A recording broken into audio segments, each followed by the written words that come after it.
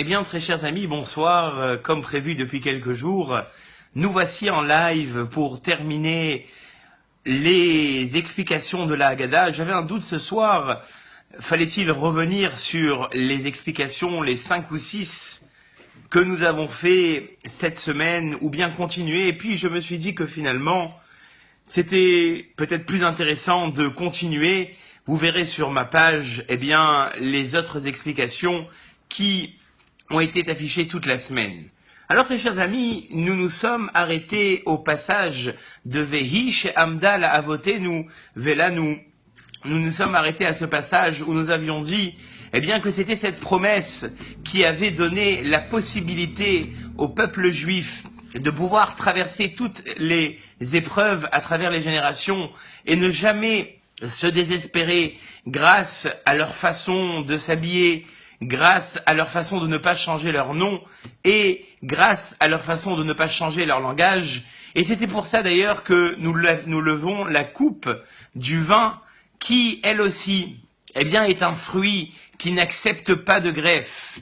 Et étant donné qu'elle n'accepte pas de greffe, eh bien, nous soulevons le verre en symbole, justement, en disant de même que ce fruit n'accepte pas de greffe, eh bien, le peuple juif, lui aussi, n'a jamais accepté de greffe. À travers toutes les générations, vous savez que c'est une polémique, eh bien, qui a traversé tous les médias ces derniers temps, sans rentrer dans les détails, mais peut-être bien garder ça en vue, de se dire que finalement, bien que à travers les générations, on a souvent hésité à garder, eh bien, tous ces signes distinctifs du judaïsme, eh bien, Vehi she'amda la'avotenu velanu, ces signes distinctifs, ce sont eux justement qui nous donnent la possibilité de pouvoir tenir à travers les générations, ne jamais baisser la garde, se protéger quand il le faut, mais garder en tête que de toute façon un juif reste un juif, Vehi she'amda la'avotenu.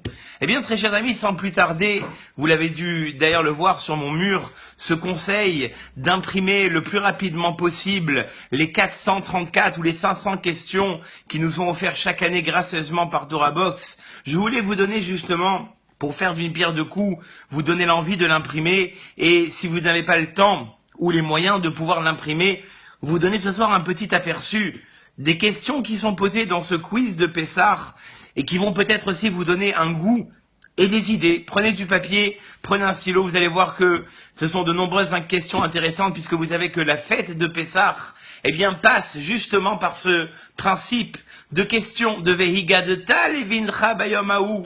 On doit poser des questions à son fils en ce jour-là. Parce que les questions, très chers amis, eh bien, ce sont celles qui souvent enlèvent les malaises. Et quand il y a ces questions entre un père et un fils, eh bien, c'est la possibilité au fils de pouvoir perpétrer le judaïsme qu'il aura eu de son père. Mais si le fils, eh bien, n'a pas su poser les questions qu'il fallait, il n'a pas su s'entretenir ou le père de son côté n'a pas été assez attentif, et c'est souvent les parents.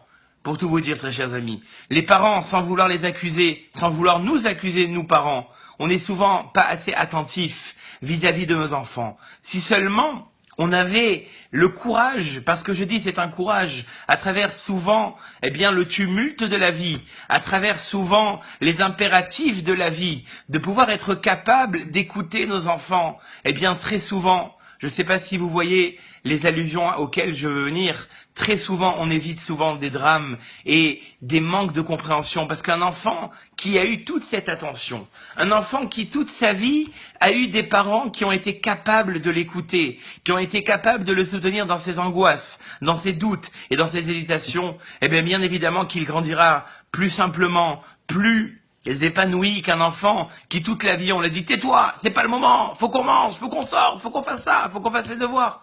Un enfant pareil, très chers amis, eh bien a souvent du mal à pouvoir s'épanouir parce que il n'a pas eu ce Vehigadeta. Et la Torah, eh bien elle a été capable justement de voir ça. Vehigadeta levincha, le développement personnel d'un homme passe par ces questions. Un dernier petit mot avant d'entamer les explications promises. On dit, une fois un rave m'a dit, quelle est l'évidence d'un père pour que son fils reste à ses côtés toute sa vie? Eh bien, c'est de voir que À chaque fois que son fils a un problème, il est à ses côtés pour l'épauler. La relation père-fils, très chers amis, eh bien, elle est peut-être la garantie de l'épanouissement des enfants, et je fermerai la parenthèse à ce niveau-là. Eh bien, ce soir, la première question qu'on pourrait poser, pourquoi devons-nous verser du vin à l'énoncé des plaies? C'est vrai, pourquoi avoir cette habitude de prendre du vin, le lancer et énumérer les noms des plaies? Alors, pour répondre à cette question, il en va de deux réponses. Tout d'abord, il faut savoir que verser du vin, eh bien, c'est synonyme de pauvreté, de dégradation. Disent les Baal et Moussar, le fait de verser du vin, eh bien, c'est quelque part ne pas avoir une joie entière vis-à-vis des Égyptiens qui ont été perdus à ce moment-là. Plus on verse du vin et plus on montre, eh bien, que des créatures d'Akadosh Baruch Hu ont été diminuées. Alors vous allez me dire, mais Magia Lahem, il leur revenait d'avoir cette souffrance avec tout ce qu'ils ont fait aux Juifs. Eh bien, très chers amis, sachez que une des raisons pour lesquelles, à la fin de la fête, nous lisons plus le Hallel complet, pour la simple et bonne raison, justement, il y a un Rashi.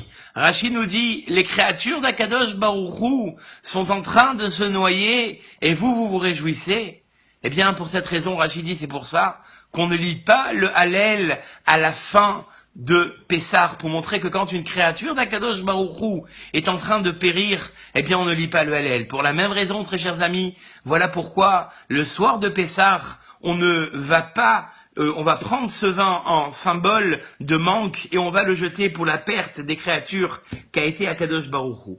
Pourquoi avec le doigt? Pourquoi avec le doigt et pas avec d'une autre manière?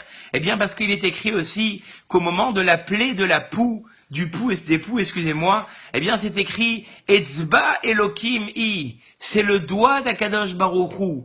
C'est le doigt, c'est la main d'Akadosh Baruch Hu qui est en providence. En allusion à ceci, eh bien, on prend le vin, on met son doigt dedans et on l'agite, on le lance par terre.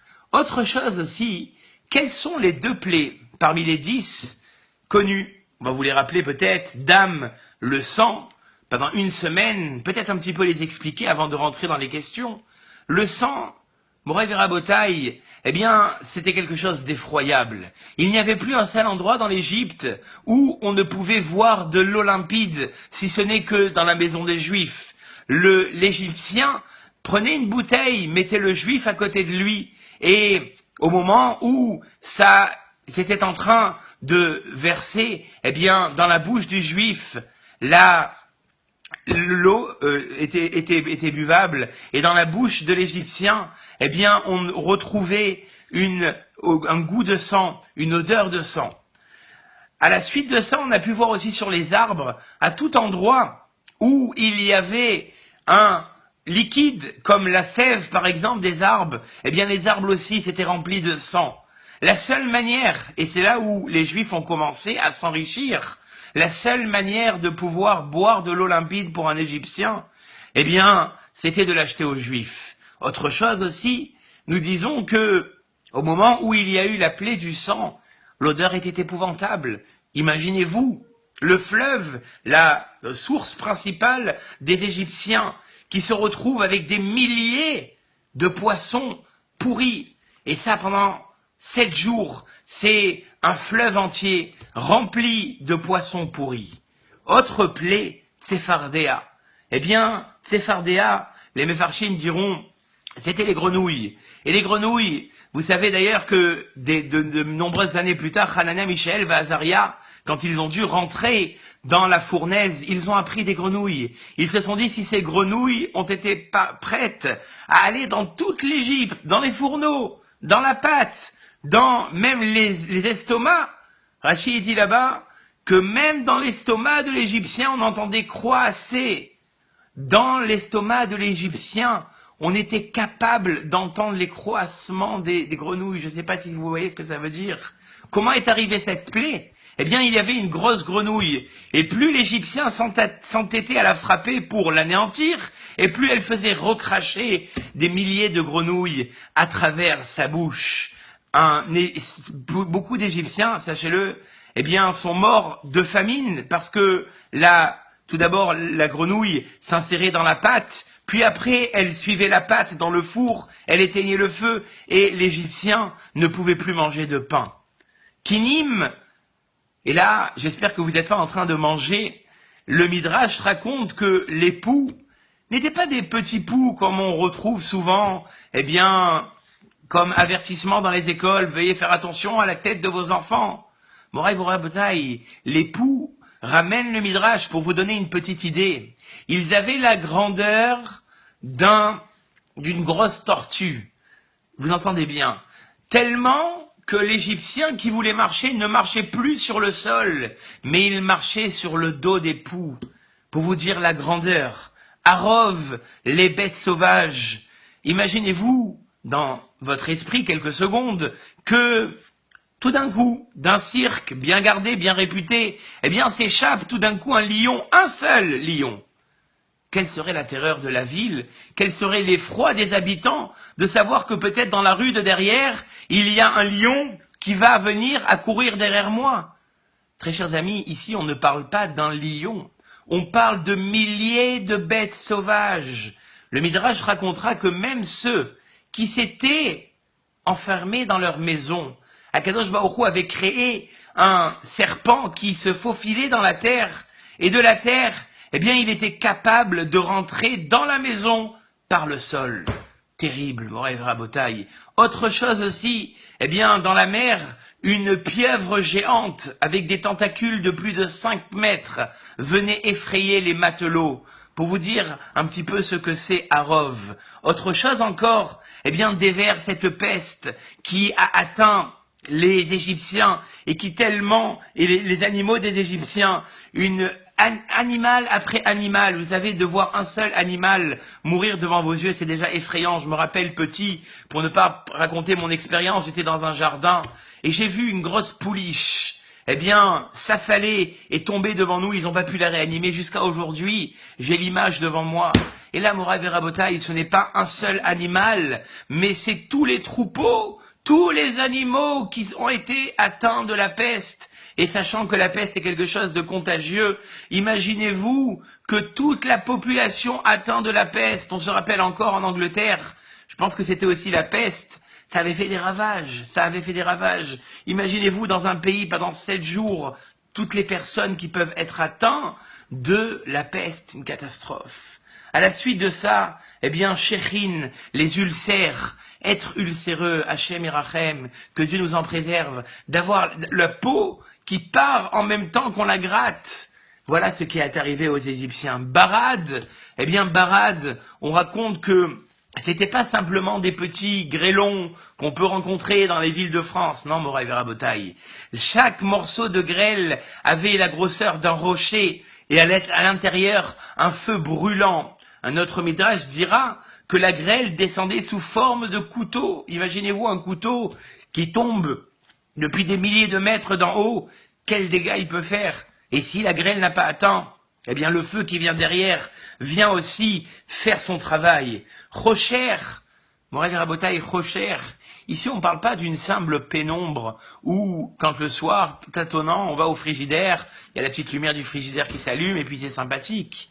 La pénombre que les Égyptiens ont subie, diront les psukim, Rachid l'interprète aussi de cette façon, elle est venue d'une façon de plus en plus épaisse. C'est-à-dire qu'au début, eh bien, tous les Égyptiens étaient devenus aveugles.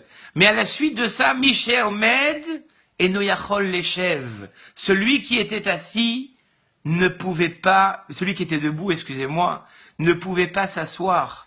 Ou Michel Yoshev et celui qui était assis, et Noyachol Lahamod, il ne pouvait pas se lever. Une pénombre accablante, tout ça pourquoi? Pour 2 raisons. Tout d'abord, eh bien pour que le juif repère dans la maison de l'Égyptien tous les diamants, tous les trésors, toutes les richesses, et qu'au moment de la sortie d'Égypte, quand Akadosh Baruch Hu va dire aux Juifs, allez vous servir. Alors bien sûr, on pourrait se poser la question en passant, mais comment allez vous servir? C'est pas du gazelle, c'est pas du vol. Non, c'est pas du vol. Comme diront les Mefarshim, à un moment, et d'ailleurs, si je le retrouve ici, Ça a été même reproché il y a quelques années, en 2004. Il y a un procès fictif ou véritable qui s'est ouvert en Égypte où justement on a accusé les Juifs de vol. Cette question a été posée à Rabbi à l'époque. Qu'a-t-il répondu au goy qui lui a posé cette question? Il lui a dit, Rabbi, dis-moi, toi le goy, tu n'as pas des servantes, tu n'as pas des serviteurs à la maison, et ces personnes-là, tu ne les payes pas? Il a dit, bien évidemment que je les paye. Il faut payer ces serviteurs. Il lui a dit, nous, 210 ans, est-ce qu'on a été payé de la labeur qu'on a faite? On n'a pas été payé. Donc c'est pour ça que maintenant on doit venir se payer, on doit être payé par les Égyptiens, par ces bijoux, et c'est pour ça, très chers amis, eh bien, que c'est la pénombre a atteint les Égyptiens de manière à ce que chaque Juif puisse retrouver un petit bijou et dire à l'autre, eh bien écoute, j'ai vu ton diamant, j'ai vu ton diadème. Ah non, mais moi j'ai rien. Si, dans l'armoire de droite, 3e tiroir, sous les chaussettes. Et c'est comme ça, eh bien, que les Juifs ont pu devenir très rapidement riches. Et Makal Bechorot, bien évidemment, l'appelait où chaque Égyptien, je dis bien chaque Égyptien, par rapport au fait que dans chaque maison, comme les Égyptiens étaient connus pour leurs mauvaises mœurs, vous aurez compris qu'ils avaient plusieurs femmes. Et donc dans chaque maison, on retrouvait un Bechor, on retrouvait un premier-né. Là où il n'y avait pas de premier-né, dira Rashi, c'était Agadol Sheba'eb. Le plus grand pouvait décéder. Alors dans le quart d'heure qui nous reste, après vous avoir expliqué assez rapidement ces plaies, on pourrait se dire pourquoi les Égyptiens, dans la Maca de Dam, avaient quand même le goût du sang dans leur bouche, même s'ils ne buvaient rien. Répondra le Midrash, parce que même s'ils ne buvaient rien, pour que la souffrance et la punition viennent sur l'Égyptien, même sa salive, eh bien, je vous laisse imaginer du détail, était imbibée de sang. Deuxième question qu'on pourrait poser est celle-ci au sujet des grenouilles. Comment les grenouilles empêchèrent-elles les Égyptiens de faire du pain? Je vous l'ai dit tout à l'heure, mais je vous le répète maintenant. La grenouille suivait l'Égyptien depuis la confection de la pâte jusqu'à la sortie du four. Hanania, Michaël, Azaria ont justement appris cette Messirut Nefesh, cette possibilité d'avoir toujours la volonté d'accomplir la volonté d'Akadosh Baruch Hu. Eh bien, c'était l'exemple des grenouilles. À la suite de ça, pour vous donner une plus grande dimension à la plaie des grenouilles, certains diront que Tsefardéa, c'est pas la grenouille. Tsefardéa, traduction possible, le crocodile. Et là, je vous laisse imaginer le désastre, très chers amis. Un caïman déjà, et tout le monde est sur les arbres. Là, c'est l'Égypte entière qui est infestée de crocodiles et de caïmans. Voilà comment certains Mefarshim expliquent Tsefardéa. Autre question, nous avons parlé de la vermine. La vermine a certes atteint les hommes, les animaux, mais elle a aussi atteint la terre. Pour vous donner une petite idée de ce que cette vermine, jusqu'à quelle profondeur le sol a été atteint, diront les Midrashim, jusqu'à 50 cm. Imaginez-vous qu'on ne marche plus sur la terre meuble, sur le sol, mais c'est la terre entière qui est en train de grouiller de vermine. Hachem Irachem. Et comme je vous l'ai dit tout à l'heure, pour les bêtes sauvages, ce qu'on ne sait pas où est-ce qu'elles ont apparu, eh bien elles ont apparu de partout, jusqu'à même apparaître dans la mer, jusqu'à même voir des pieuvres géantes s'émaner de la terre, de la mer, avec des tentacules longues de 5 mètres. Voilà ce que t'est, eh bien, la plaie des bêtes sauvages. Quand on parle aussi de la peste des animaux de dévers, il faut savoir que dans chaque troupeau, les Égyptiens ont été malins. Les Égyptiens se sont dit finalement, mélangeons notre troupeau avec celui des Juifs. Eh bien, cette peste était une peste à tête chercheuse, dans le sens où elle savait se faufiler, et on avait un mouton vivant et un mouton mort. Celui des Juifs était resté sur pied, et celui de l'Égyptien s'était éteint. Autre chose aussi qui est intéressant à voir à la suite des Macotes, nous l'avons mentionné mais nous le rappellerons, pourquoi la grêle a-t-elle fait autant de dégâts?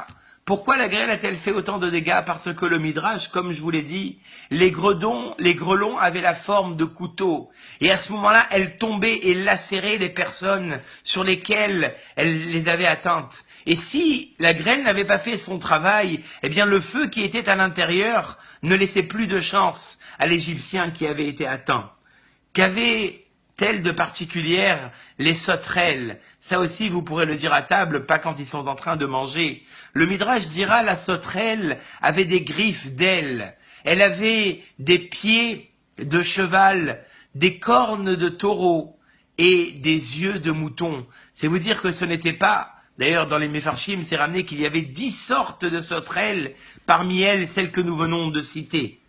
À la suite de ça, on sait très bien que la plaie de Rocher va continuer un certain temps, mais elle va s'arrêter peut-être un petit peu plus tôt. Et c'est la question qu'on peut poser. Pourquoi la plaie de Rocher va-t-elle s'arrêter au 5e jour? Pourquoi n'a-t-elle pas duré au 6e jour? Pourquoi n'a-t-elle pas duré pendant 7 jours? Eh bien, elle n'a pas duré pendant 7 jours pour la simple et bonne raison, c'est que quand le peuple juif s'approche de la mer et qu'ils sont désespérés, c'est écrit là-bas, ils ont écrit qu'ils ont crié, et que leur dit Akadosh Baruch Hu, Matitzak Elai, Daber el Bene Israël Veisaou. Pourquoi est-ce que tu cries vers moi, parle au Béné Israël, et qu'ils voyagent? Pourquoi devaient-ils voyager? Ils étaient angoissés, d'un côté la mer, de l'autre côté les Égyptiens. Comment pouvaient-ils être capables de garder cette émouna en Hachem? Et là, les Baal et Moussar ont dit quelque chose d'intéressant, que quand souvent, malheureusement dans la vie, eh bien les situations sont des fois oppressantes, où on ne voit plus le bout du tunnel, eh bien là, Akadosh Baruch Hu nous dit, Ma titzak elai daber el bene Israël veisaou. Pourquoi tu cries, voyage? Et véritablement, il y a un courageux parmi les béné Israël qui va sauter dans la mer et qui va donner l'opportunité à tout le peuple de pouvoir la traverser. Mais s'il n'avait pas sauté, Moraï Rabotaï, eh bien la mer ne se serait jamais ouverte. C'est ça que dit Akadosh Baruch Hu très souvent. On a peur de sauter dans la mer. Très souvent, ce n'est pas le manque de moyens qui nous laisserait la possibilité et la capacité de sortir des problèmes dans lesquels nous nous trouvons. Mais c'est souvent la peur, c'est souvent l'angoisse de l'inconnu. Mais des fois, quand on se rend compte, eh bien on se rend compte qu'en faisant un tout petit pas vers l'avant, on a la possibilité de voir la fin du tunnel. Et c'est ça que je suis en train de vous dire ici, auditeurs, auditrices. Vous voyez, je me prends à la radio, c'est grave, mais c'est pas grave. En même temps, puisqu'il y a des auditeurs et des auditrices qui nous écoutent, ou qui pourront nous réécouter après, eh bien, non seulement la mer s'est ouverte, mais en plus de ça, le 7e jour d'obscurité dont je vous ai parlé, eh bien, a eu effet à ce moment-là. Au moment même où le Klal Israël se trouve dans la mer, au moment même où ils font les premiers pas, un endroit obscur, une épaisse couche d'obscurité se trouve à ce moment-là entre les Juifs et les béné Israël. C'était le 7e jour, justement, de Makat Rocher. Très intéressant aussi pour les adeptes de la sophrologie, je ne sais pas si on peut appeler ça, les adeptes des nombres, d'accord, des gématriotes plus précisément. Quand vous faites la gématria de Yam-Souf, Yud Mem Samer Vav P final, vous trouverez la même gématria que Tsunami, Tzadik, Vav Nun Mem Yud. Véritablement, un tsunami s'est abattu sur les Égyptiens, très chers amis. Un tsunami, non seulement un tsunami, mais quelque chose de très précis. Puisque, quand on regarde la Shira, d'un côté c'est écrit Kaoferet. Ils sont tombés comme du plomb de Salelou, Kaoferet. D'un autre côté, c'est écrit Yochlemo Kakash. Ils ont été consumés comme de la paille. Et d'un autre côté, c'est écrit Yardou Even. Ils sont descendus comme de la pierre. Qu'est-ce qui leur est arrivé à ces Égyptiens? Que leur est-il arrivé véritablement? Vous savez ce qu'il dit Rashi? Rashi dit, chacun a eu sa punition qui devait lui revenir. Salelou Kaoferet, ils sont tombés comme du plomb. C'est le sadique, si ça existe. Le juste des Égyptiens, lui, n'a pas souffert, il est tombé immédiatement comme du plomb. L'autre, Yardouk à Even, ils sont tombés comme de la pierre. C'est déjà un petit peu moins lourd que le plomb. Il a quand même un peu souffert avant de pouvoir avoir cette liberté, ou plutôt cette mort. Il a quand même un peu souffert. Yorlemo Kakash, ils ont été consumés comme de la paille. Ça, c'est le rachat.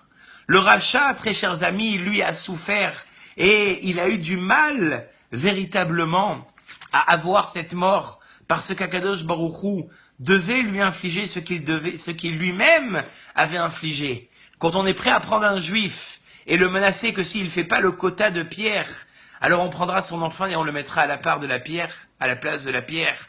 Véritablement, il lui revient d'avoir cette mort, il lui revient d'avoir cette punition où on va le laisser souffrir jusqu'à qu'il paye ce qu'il a fait.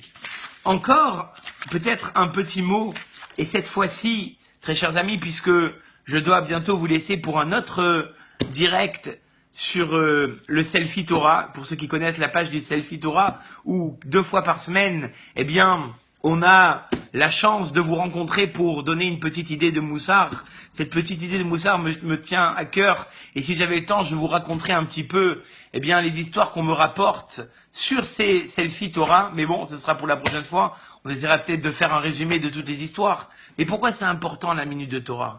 Pourquoi c'est important la pensée? Vous savez, Rav Shach, il a dit une fois, au moment de son testament, plus précisément, il a dit, même si vous avez une marshava de Moussard, même si vous avez une pensée de Moussard, faites-la les Nishmati. Pourquoi?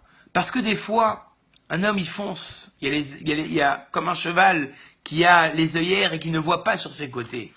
Et à un moment, peut-être que on prend le cheval, on l'enlève, l'œillère, et il regarde ce qui se passe, et il comprend où il est. Eh bien, des fois, dans la folie de la vie, quand des fois on entend une petite idée, ça passe pas dans l'oreille d'un sourd, Moraï Rabotaï. Des fois, cette petite idée, elle peut remettre tout en question.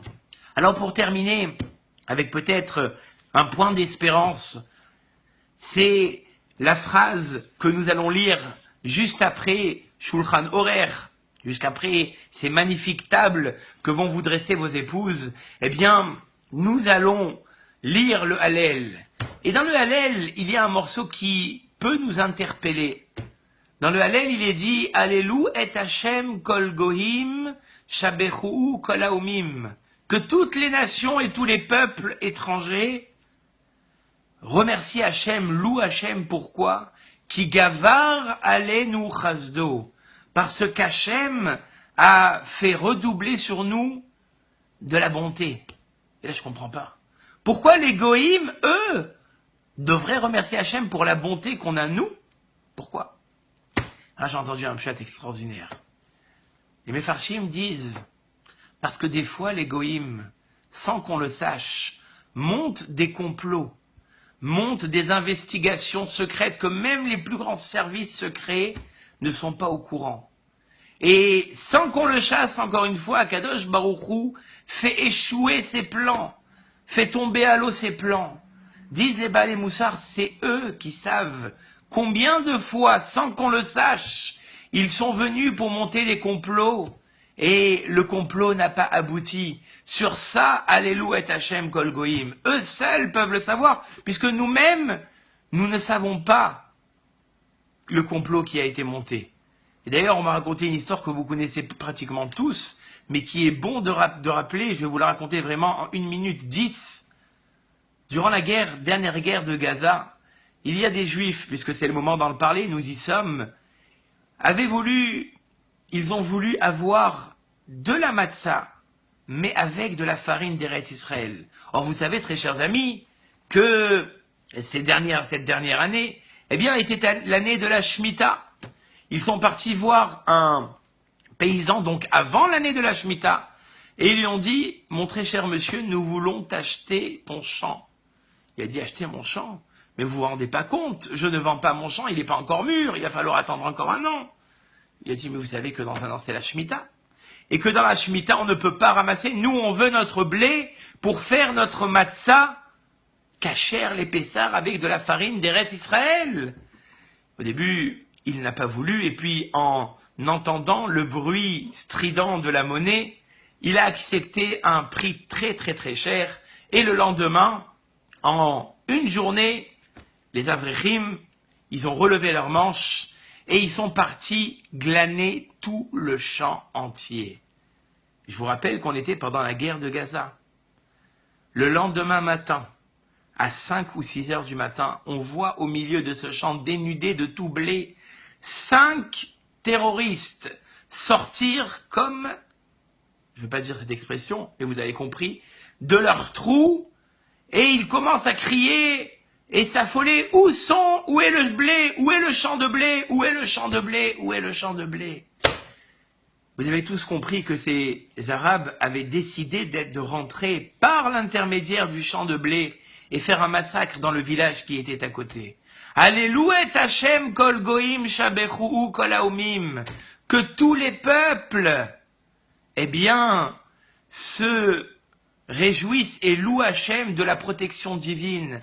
Morav et Rabotai, il faut savoir que nous sommes un peuple de protection divine, qu'on a une protection et que n'importe qui veut nous atteindre, eh bien il y a cette protection.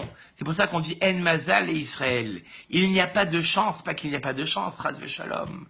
Baruch Hashem, les Juifs ont de la chance. Mais savoir que même si, comme c'est ramené dans la Gemara de Sanhedrin, chacun est dépendant d'un signe astrologique, mais la Torah et les mitzvot qu'un homme fait dans sa vie, eh bien, vont complètement, des fois, carrément changer l'histoire de la vie d'un homme.